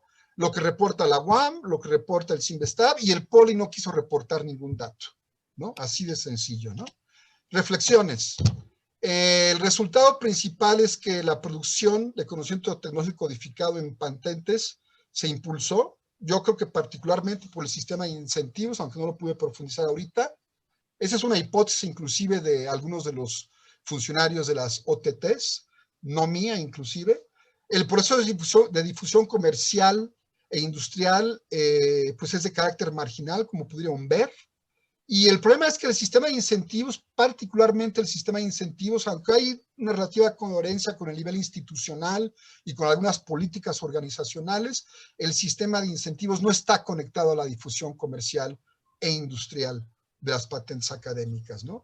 Y bueno, finalmente un poco lo que argumentaba en la sección de gestión, ¿no? El problema con la gestión es que es limitada y realmente se concentra en tramitar las patentes, ¿no? Esa es la verdad, ¿no? Hay excepciones, pero es básicamente eso, ¿no?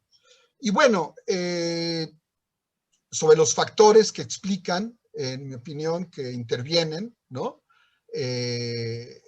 Digamos, este proceso de patentamiento académico, bueno, está la motivación, la capacidad de creación y la intervención en la gestión del inventor académico. Estas patentes de acá que encontró Humberto se explican sobre todo por el alto grado de involucramiento del inventor más que de la oficina, ¿verdad? La política tecnológica que tiene la organización universitaria sí es coherente, sí está articulada a nivel organizacional, con lo institucional inclusive. El arreglo institucional que existe, que no es malo en mi opinión, ahorita es un arreglo bastante adecuado en mi opinión, pero aparentemente no es suficiente, ¿no? La vinculación de la universidad con las empresas para atraer una demanda real. Realmente, como se vio en el trabajo de Humberto Jiménez Flores, la vinculación con las empresas es más una tarea del inventor que de las oficinas de gestión de las universidades, ¿no? Y bueno, la naturaleza de la patente creada y diseminada, ¿no? La mayor parte de las patentes de las universidades son a nivel laboratorio. No quiere decir que no sean valiosas, no tengan potencial comercial, pero requieren de escalamiento necesariamente y por eso, en parte, se quedan en el archivero. Muchas gracias a todas, a todos. Muy bien, Manuel. En tiempo perfecto, justo a tiempo. Bueno, vamos a comenzar la sesión de preguntas y comentarios, por favor. Si alguien gusta comentar. ¿Podrías quitar la presentación, Manuel? Sí, claro. Stop share. Creo que ya lo logré, ¿verdad? Gracias, sí, ahí está. No sé si alguien quiere comentar algo, preguntar. Adelante, por favor. Arturo Lara. Manuel, al igual que el trabajo de Jaime y Claudia, me parece que hay ahí, que ustedes tienen con mucha complementariedad, ¿no? Creo que están haciendo cosas muy interesantes y sin duda hay muchas preguntas que a uno le surgen, ¿no? Y evidentemente es un trabajo muy, muy laborioso. Lo sé porque tenemos como 5 años trabajando con patentes, con una taxonomía de recombinación. Y en fin, pero la pregunta sería, o como una sugerencia, ¿no has considerado que se podría inicialmente, a partir de las clases, del número y diversidad de clases tecnológicas, el hacer una taxonomía muy sencilla de complejidad, considerando que una patente con un menor número de clases es una patente que es menos compleja y una patente que tiene muchas más clases, se podría pensar que es mucho más compleja. Por ejemplo, una patente que tenga 1, o 2, o 3, a una que tenga más de 50 o 120, ¿no? Y esto te podría dar una idea de hasta qué punto las patentes de tus inventores son, de acuerdo a rangos que podrías organizar, son patentes más simples o más complejas, ¿no? Eso sería como una idea que nosotros lo estamos utilizando, pero digo yo, es una manera para hacer taxonomías, para considerar qué tan simple, qué tan complejas son las invenciones ¿no? de las patentes que estás examinando. Eso sería todo. Muy bien. No sé si podemos reconectar otra. ¿Alguien más desea preguntar algo? Si no, adelante, Manuel. Pues mira, Arturo, sí, muy interesante lo que propones y lo que estás haciendo. Esta es una clasificación basada en lo simple. Se utilizó la primera clasificación tecnológica para efectos, digamos, de practicidad, ¿no? Pero en realidad lo que dice la literatura es que justamente la riqueza de las patentes es que una sola patente se puede clasificar en varias categorías. Y yo lo que vi y lo que veo, porque tengo se bajó toda la información y tengo varias columnas de las clasificaciones con diferente grado de números que he seleccionado. Y efectivamente, conforme avanzan las patentes hacia la modernidad, la mayor parte se pueden clasificar en cada vez más categorías. Entonces, eso me dice que tecnológicamente hablando, en términos de una taxonomía, hay un movimiento más hacia la complejidad y obviamente hacia la transformación de las categorías anteriores. La química empieza a perder peso, que es históricamente la de mayor peso, y se empieza a repartir, ahorita va hacia todo lo que está basado en biotecnología sobre todo, pero va hacia cómputo, hacia informática, hacia nanotecnología. Entonces sí, es interesante lo que planteas y lo que propones, ¿no? Y sí es posible con un poquito de trabajo muy talachero, pero saldría una cosa muy interesante, el indicador. Muy bien, Manuel. ¿Alguien más desea preguntar o comentar algo? Arturo Torres. Manuel, se me viene a la mente toda esta que fue incluso una especie de moda de las OTTs, ¿no? Entonces, las OTTs, ¿tú tienes algunos datos que indiquen si tuvieron impacto o no en este crecimiento de las patentes universitarias que estás analizando en este periodo? Mira, mi sensación es que, no sé si llamarle moda, Arturo, quizás sea la palabra, pero sí, el CONACYT hizo un esfuerzo, metió dinero, se hicieron varios congresos, se buscó justamente ese objetivo de esa gráfica o ese diagrama que mostré, de desarrollar OTTs ideales, ¿no? Con vendedores de patentes que manejan carteras, capacidad para hacer estudios de mercado, capacidad para comercializar, vinculación, etcétera, etcétera. Pero después de visitar a esas 6 OTTs de la UNAM, todas las OTTs de la UAM, la OTT del CIMBESTAB, la OTT del Tecnológico de Monterrey, y la OTT del Politécnico, mi sensación es que fue más discurso que realidad, ¿no? En todo caso, la OTT que hace más trabajo de transferencia y de vinculación es la del IBT, y ni siquiera la cambiaron mucho, la cambiaron en la parte práctica, fueron los más abiertos, logré entrevistar al director, me dio una entrevista de 3 horas y media, logré entrevistar al subdirector, me dio una entrevista de 3 horas y media, logramos entrevistar a Posani, nos dio una entrevista de 2 horas, ¿me entiendes?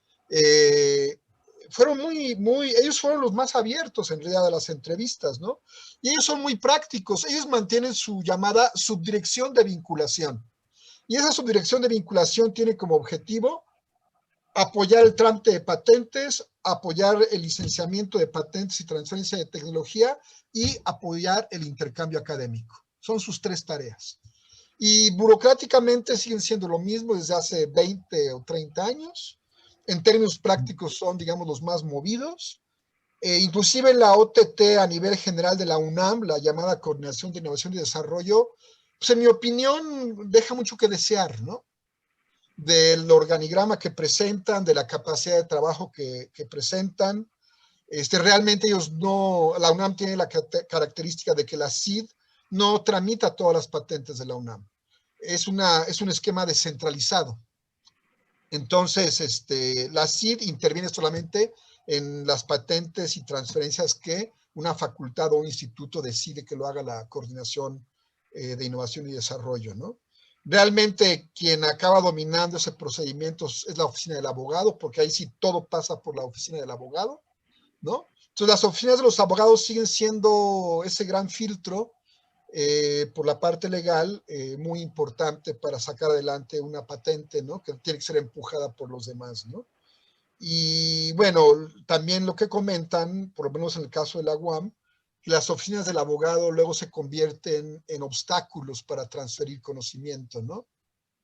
Porque empiezan a llamar reglamentos internos, lo que dice el patronato y bla, bla, bla, y en vez de promover la difusión comercial y el licenciamiento, acaban por dejar guardada la patente porque aparentemente no se cumplen los mismos reglamentos que tiene la UAM, ¿no? La UAM tiene intentos de comercialización, pero como verán hubo un poco de dinerito, pero ya un éxito comercial por parte de alguna de las 126 patentes de la UAM, no hay ninguno. Todos los 3 o 4 que conozco se quedaron en la antesala. Las oficinas del abogado en la UAM es el confesatorio, Manuel. Por ahí tiene que pasar todo, ¿no? Por ahí tiene que pasar todo, porque si no, no pasa, ¿no? Así Bien, es, Manuel, así es. Entonces, estamos lejos de esta asociación academia con industrias, digamos, como la que hace Oxford con AstraZeneca por las vacunas y esto. O sea, ¿estamos a 100 años luz o hay alguna posibilidad de poder alcanzar algún nivel importante en la vinculación universidad, innovación o empresa? Mira, Fortino, en realidad para todos en el mundo es complicado. Yo creo que es un poco más lo que decía hace rato Jaime, un poco lo que presentaba Claudia, ¿no? Y sí estamos, pues sí, vinculados en los temas que trabajamos, ¿no? Creo que aquí lo importante es el conocimiento que se produce finalmente, ¿no? Porque hay, como se dijo, patentes muy, muy citadas que no se usan en la industria, pero que su impacto sobre el desarrollo de patentes que sí se usan en la industria es muy, muy importante, ¿no? Por otro lado, creo que los proyectos de investigación financiados por CONACYT y particularmente cuando se hacen patentes, son como un laboratorio donde se capacita a los alumnos de posgrado. Entonces creo que esas patentes unitarias, voy a echarme un brinco después cruzando con los becarios CONACYT, creo que voy a encontrar datos ahí. Ahorita no hubo tiempo porque son miles, pero la verdad es que eso me parece una parte importante para el aprendizaje de las actividades de los posgrados, ¿no?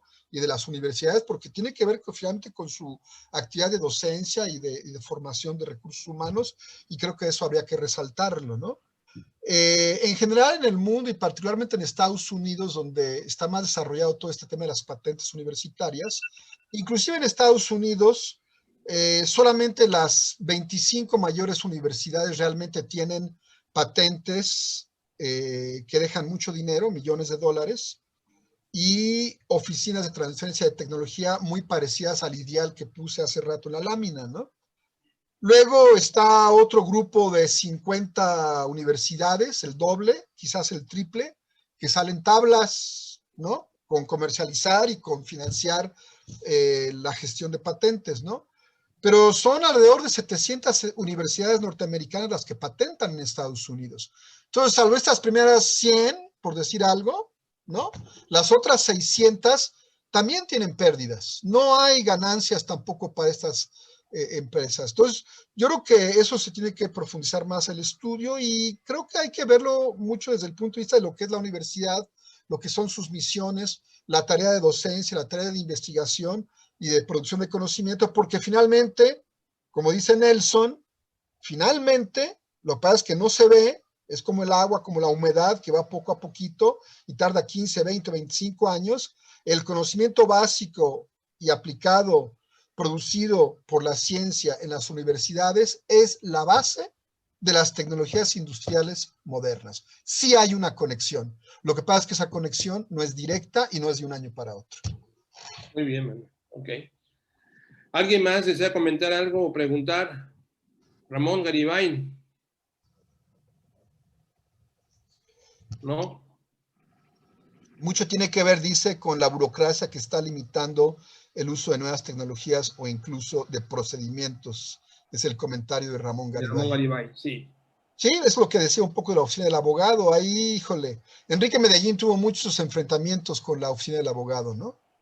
Él estuvo haciendo un gran esfuerzo por promover una cartera de patentes de la UAM y uno de sus grandes obstáculos fue la oficina de los abogados. Otro obstáculo fue el investigador, que siente que la universidad no debe comercializar patentes aunque él las haga, pero ella las haga, pero ese ya es otro tema.